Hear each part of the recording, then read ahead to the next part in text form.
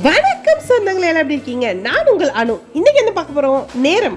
அதாவது கணவன் மனைவிக்குள்ள இருக்கிற பெரிய பிரச்சனைக்கு சண்டைக்கு காரணமே நேரம் ஒதுக்காததா ஃப்ரெண்ட்ஸ். அதாவது காதலிக்கும் போது ஒரு மனைவிக்காக தூக்கத்தை தவிர மீத எல்லா நேரத்தையும் ஒதுக்குன உங்களால் திருமணத்துக்கு பிறகு அந்த நேரத்தை ஒதுக்க முடியுதா கேட்டால் வேலை சுமைன்னு சொல்கிறீங்க. அப்போ கூட பரவாயில்ல, குழந்தை பிறந்ததுக்கு அப்புறம் அவங்களுக்காக கூட பெண்கள் நேரத்தை செலவிடுறது கிடையாது.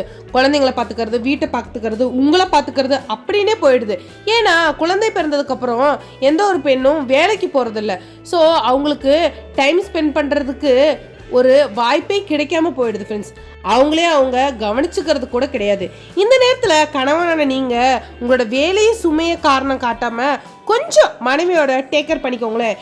முடிஞ்ச அளவு உங்கள் ஃபோன் பார்க்குறத நேரத்தை தவிர்த்தாவே மனைவிக்கான நேரம் கட்டாயமாக கிடைக்கும். ஓகே ஃப்ரெண்ட்ஸ், உண்மையாக அப்படின்னு சொல்லி கமெண்ட் பண்ணுங்கள். வீடியோ பிடிச்சா லைக் பண்ணுங்கள், நம்ம சேனல் சப்ஸ்கிரைப்